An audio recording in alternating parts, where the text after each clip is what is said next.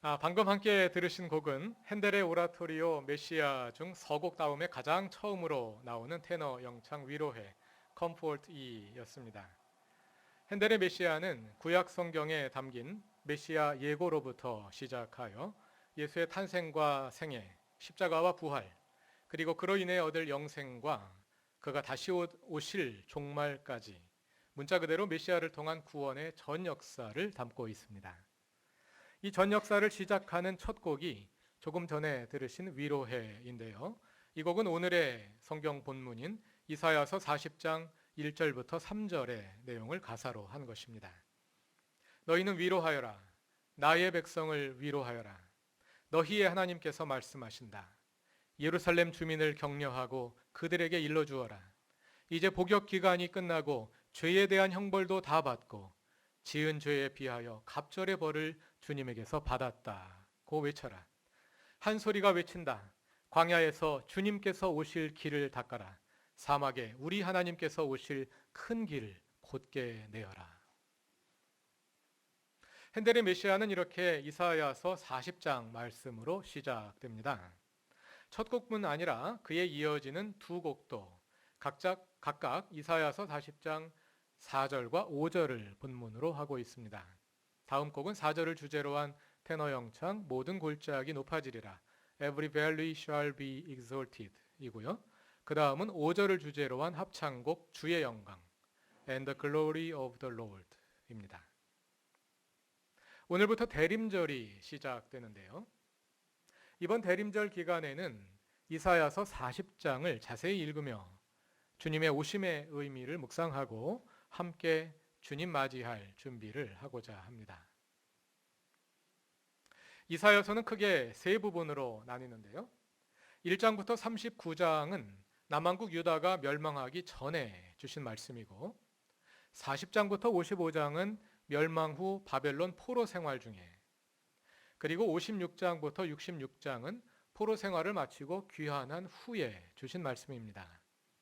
그래서 구약학자들은 1장부터 39장을 제1 이사야, 40장부터 55장을 제2 이사야, 56장부터 66장을 제3 이사야라고 나누어 부릅니다.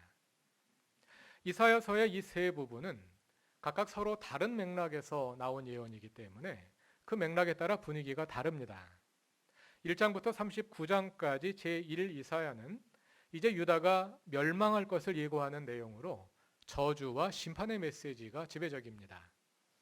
그러나 제2 이사야와 제3 이사야는 포로기와 포로 귀환 후에 나온 예언이기 때문에 포로들을 향한 하나님의 위로와 포로 후 새로 시작되는 이스라엘을 위한 희망의 메시지가 주된 분위기를 이루고 있습니다.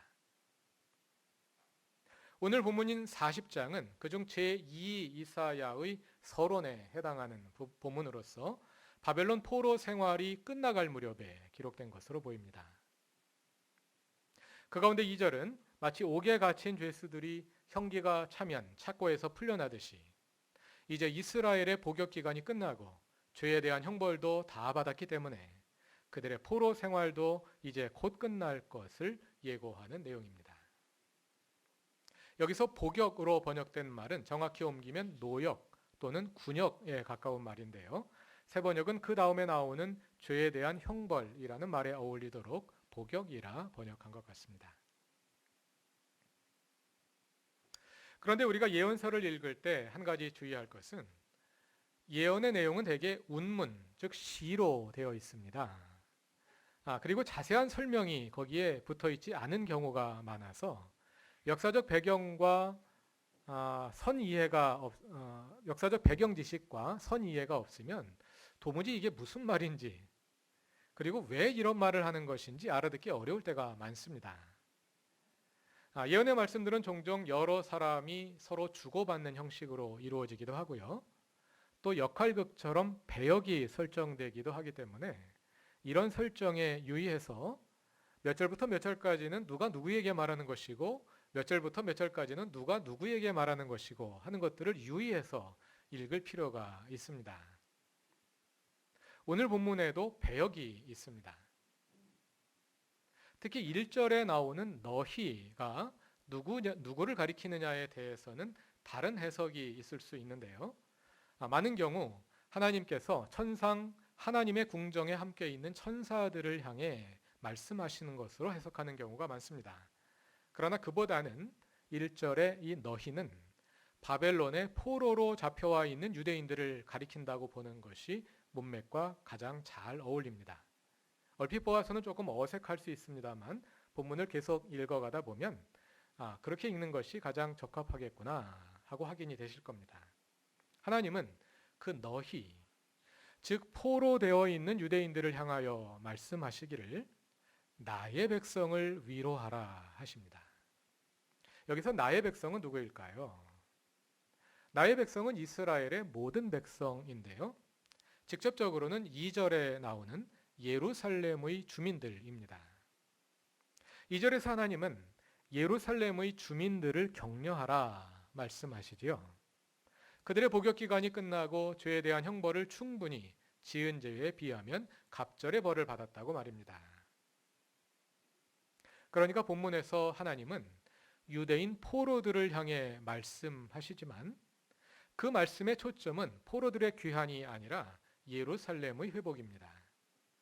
그리고 여기서 포로들은 예루살렘을 회복하시는 하나님의 계획에 주도적인 역할을 하도록 부르심 받고 있는 것입니다.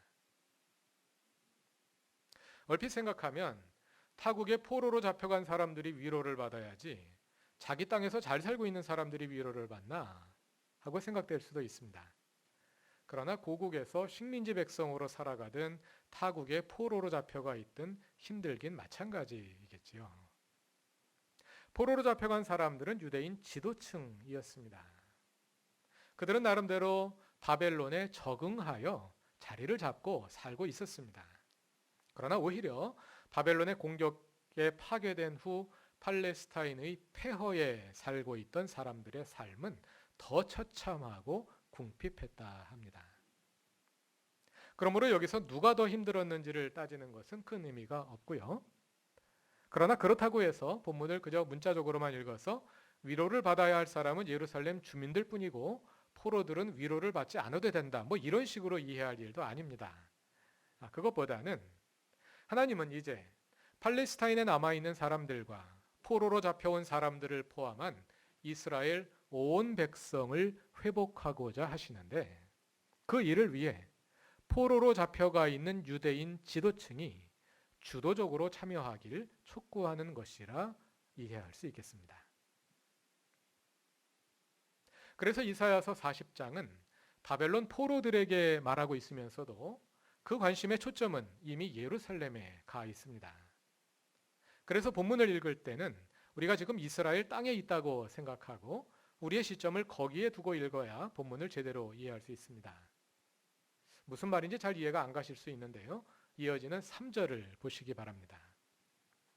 3절을 보면 한 소리가 외치는데 광야에 주님께서 오실 길을 닦으라 하지요. 주님께서 어디로 오신다는 말일까요? 예루살렘으로, 이스라엘 땅으로 오신다는 말이겠지요. 하나님께서 광야의 길을 통해 예루살렘으로 오실 것입니다. 그러니까 우리가 지금 바벨론에 있다고 생각하고 읽으면 본문이 잘 이해가 안 됩니다. 그게 아니라 우리가 지금 이스라엘 땅에 있다 생각하고 읽어야 이 말씀을 바로 이해할 수 있겠습니다. 이 말씀은 바벨론 땅에서 포로로 잡혀갔던 예언자가 포로로 잡혀간 사람들에게 선포하는 말씀입니다만 그 말씀의 공간적인 배경은 이미 예루살렘에 가 있어서 예루살렘을 중심으로 모든 대화가 오고 가고 있는 것입니다. 이제 몇 절 건너 9절로 가보겠습니다. 1절의 청중은 너희였는데요. 9절에서는 청중이 예루살렘으로 바뀝니다.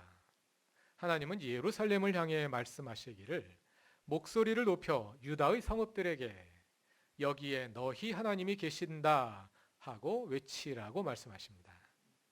주님이 예루살렘으로 오셔서 이제 여기 예루살렘에 계실 것이라고 말입니다.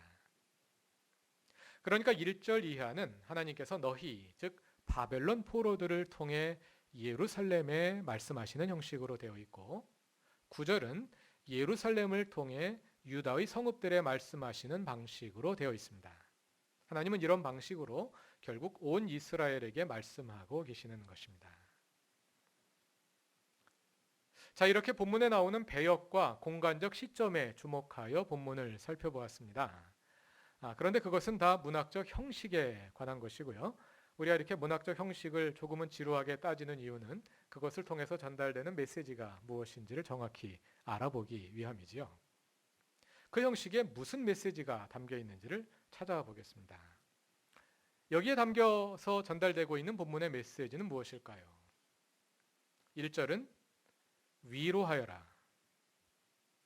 2절은 때가 되었다. 3절은 하나님께서 오신다. 그리고 9절은 그 하나님이 오셔서 여기에 계신다. 연결해서 읽어보면요, 너희는 위로하여라.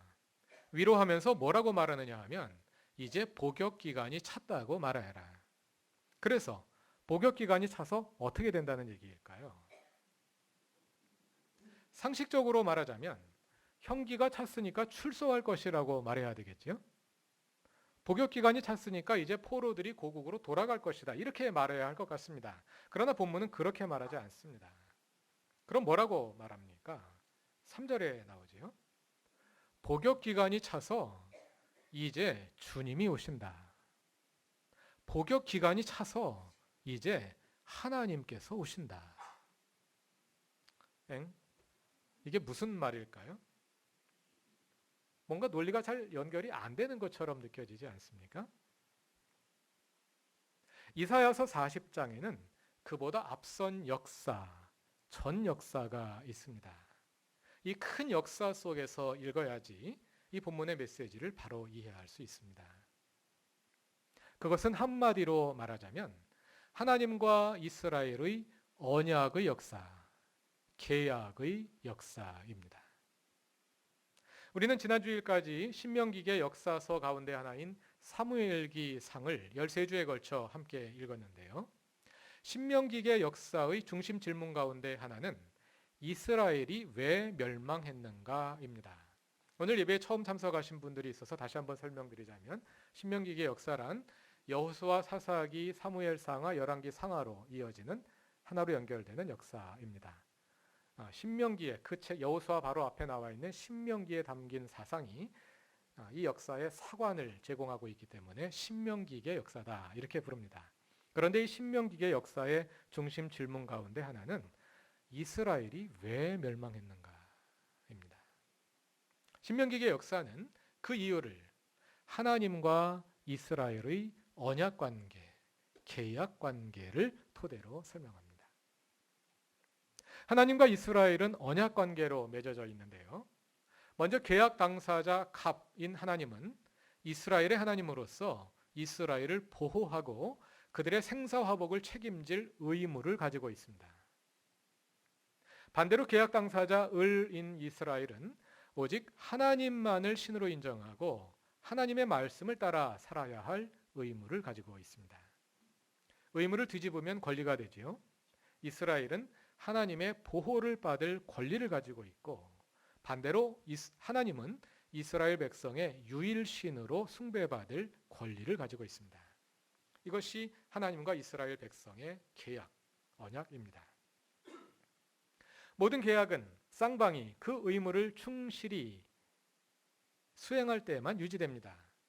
만일 그중 한쪽이 의무를 이행하지 않으면 그 계약은 파기되기 마련입니다.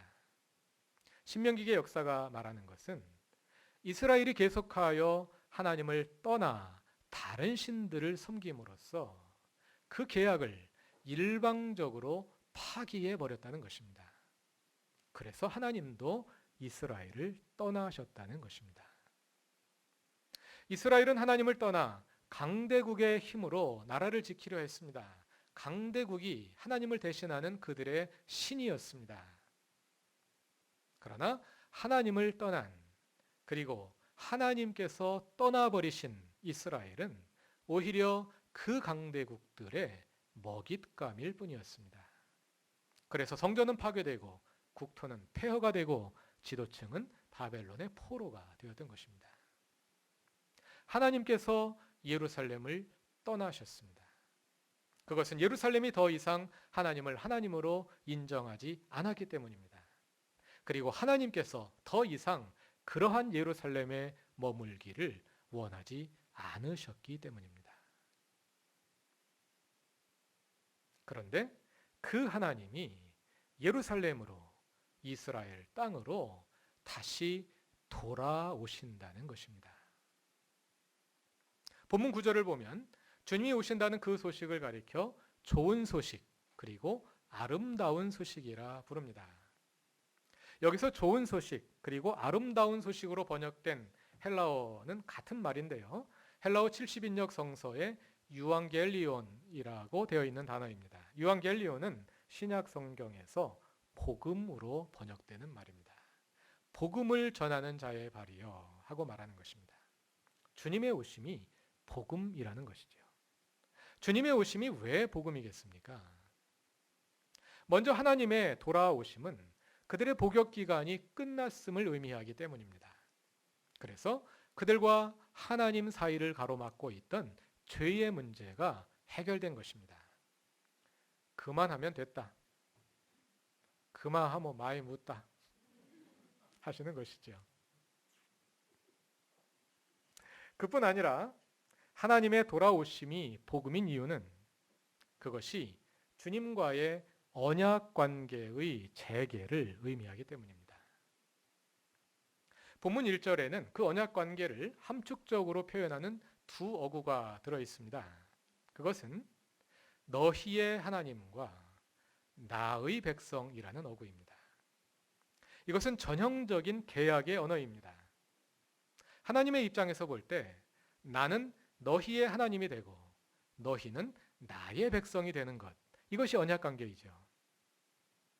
1절에서 하나님이 스스로를 너희의 하나님이라 부르시고 이스라엘을 나의 백성이라 부르시는 것은 하나님께서 스스로 주도적으로 그 계약 관계를 회복하심을 보여주시는 것입니다. 그래서 이제 하나님이 아니라 바벨론이 그들을 다스리고 그들은 바벨론에 동의되어 있던 그 포로 상태가 끝나고 그로부터 해방되는 것입니다. 하나님과 이스라엘 백성이 계약 관계를 맺었던 그 원점으로 다시 돌아가는 것입니다. 이스라엘 백성이 하나님과 처음 계약 관계를 맺은 것은 아브라함 때입니다. 하나님은 아브라함에게서 태어날 그의 자녀들을 미리 내다보시면서 그의 자녀들과 맺을 계약을 아브라함과 미리 맺으셨습니다. 그리고 그 계약이 실제로 체결되는 것은 출애굽 사건입니다. 십계명을 담고 있는 출애굽기 20장이 그 계약이 무엇인지를 잘 보여주는데요. 하나님은 먼저 이스라엘을 이집트에서 해방시키셨습니다. 출애굽기 1장부터 19장까지 내용이지요. 먼저 그분 편에서 계약상의 의무를 미리 다 하셨습니다. 그리고 나서 20장에서 이스라엘에게 그들의 의무인 율법을 지키라고 요구하시는 것입니다. 그래서 출애굽 사건이 바로 하나님과 이스라엘의 계약 관계의 원점이라 할 수 있는데요. 제2 이사야는 40장이 예고하는 하나님의 구원 사건을 많은 구절에서 출애굽에 비유합니다. 제2의 출애굽이라는 것입니다. 예를 들어 다 같이 43장 1절부터 3절을 찾아보겠습니다.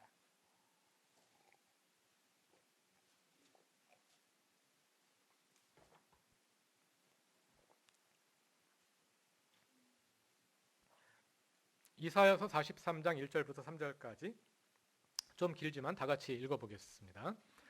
그러나 이제 야곱아 너를 창조하신 주님께서 말씀하신다. 이스라엘아 너를 지으신 주님께서 말씀하신다. 내가 너를 속량하였으니 두려워하지 말아라. 내가 너를 지명하여 불렀으니 너는 나의 것이다. 내가 물 가운데로 건너갈 때에 내가 너와 함께하고 내가 강을 건널 때에도 물이 너를 침몰시키지 못할 것이다. 내가 불 속을 걸어가도 그을리지 않을 것이며 불꽃이 너를 태우지 못할 것이다. 나는 주 너희 하나님이다. 이스라엘의 거룩한 하나님이다. 너의 구원자다. 내가 이집트를 속량물로 내주어 너를 구속하겠고 너를 구속하려고 너 대신에 에디오피아와 스바를 내주겠다. 예, 이 구절의 앞부분은 하나님과 이스라엘 사이에 맺어진 계약을 다시 상기시키고 있습니다. 그리고 중반 이후를 보면 이스라엘이 출애굽하여 기적적으로 홍해를 건넌 사건과 가나안에 입성하기 위해 기적적으로 요단강을 건넌 사건을 떠오르게 합니다. 출애굽 사건을 빗대어 이사야서 40장에서 이루어지고 있는 그 구원 사건을 설명하고 있는 것입니다. 이어서 48장 20절과 21절도 한번 찾아서 같이 읽어보겠습니다.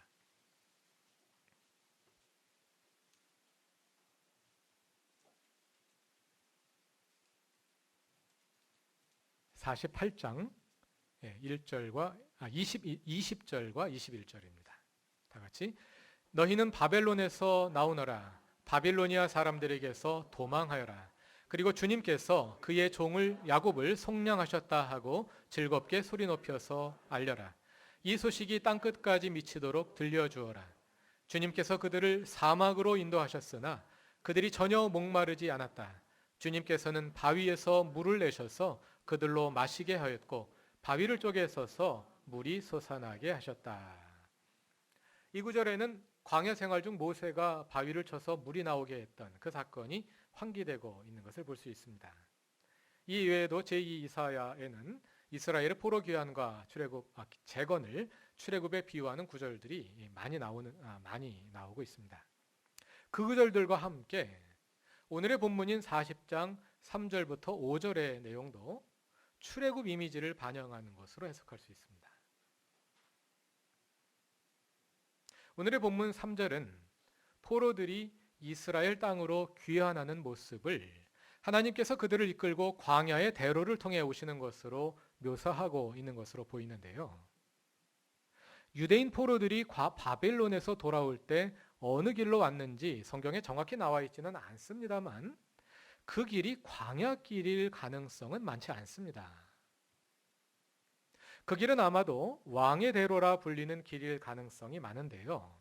왕의 대로는 메소포타미아로부터 팔레스타인 평야지대에 걸쳐 있는 초승달 모양의 비옥한 지역인 소위 비옥한 초승달 지대라고 부르는 그 지역을 통과해서 왔을 것이기 때문입니다.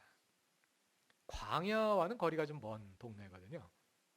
그래서 여기에 나오는 광야의 이미지는 아마도 출애굽한 이스라엘을 광야에서 구름 기둥과 불 기둥으로 인도하여 가나안 땅에 들어오시던 그 하나님의 모습을 여기에 끌어와 사용한 것일 가능성이 많습니다.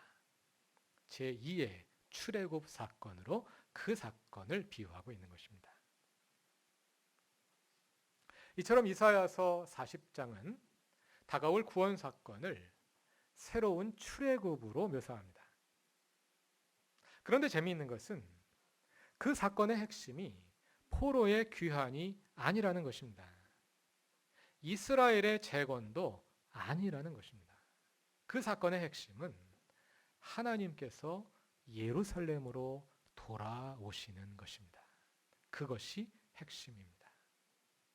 바벨론의 포로가 되어 끌려간 유대인들은 하나님께서 그들을 고국으로 돌려보내 주실 날만을 간절히 기다렸습니다. 그리고 무너진 나라를 다시 일으켜 주시길 기다렸습니다.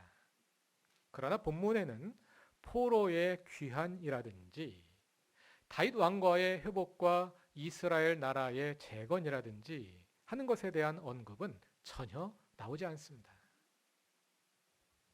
이 모든 일들은 본질이 아니라 현상일 뿐이기 때문입니다. 이 모든 일들은 본질에 따르는 결과물들일 뿐이기 때문입니다. 그 본질은 주님의 다시 오심입니다. 그래서 그들이 다시 하나님의 백성이 되고 하나님이 다시 그들의 하나님이 되시는 것입니다. 그러므로 본문은 복역 기간이 다 차서 주님께서 오신다 하고 말하는 것입니다. 오늘부터 시작되는 대림절은 그 주님의 오심을 기다리는 절기입니다. 그리고 대림절은 오늘 우리가 당면하고 있는 모든 문제의 핵심이 바로 이 일, 즉 주님의 오심에 달려 있음을 기억하는 절기이기도 합니다. 사랑하는 그루터기 교회 교우 여러분, 우리가 경험하고 있는 삶의 모든 문제의 해결이 주님의 오심에 달려 있습니다. 따라서 우리는 우리가 기대하고 간구하는 그 모든 것보다도 더 주님의 오심을 기대하고 간구해야 합니다. 아이들은 성탄절에 선물을 받기를 기대하고 기다립니다. 우리도 그와 같은 기대와 설렘으로 성탄절을 기다립시다. 그러나 다른 무엇보다도 더욱 우리 삶에 하나님이 주님으로 오시는 그 선물을 기대합시다. 그러한 기대와 기다림 속에서 성탄절에 오시는 주님을 깊은 감격과 기쁨으로 만나는 진정한 그분의 백성, 주님의 자녀들이 되시기를 바랍니다. 다 같이 기도드리겠습니다. 하나님, 이 대림절 주님의 오심을 기다립니다. 우리 가운데 주님으로 오시옵소서. 바벨론의 포로가 되어 있던 유대인들처럼 죄와 어둠과 죽음의 세력에 포로가 되어 있던 우리를 그 지배로부터 해방하시고 우리의 주님이 되셔서 우리를 온전히 이끄시며 부족한 우리를 통하여 주님의 뜻을 이루시옵소서. 대림절을 지내며 주님과 더욱 가까워지게 하시고 감격과 기쁨으로 성탄절을 맞이하게 하옵소서. 예수님의 이름으로 기도드립니다. 아멘.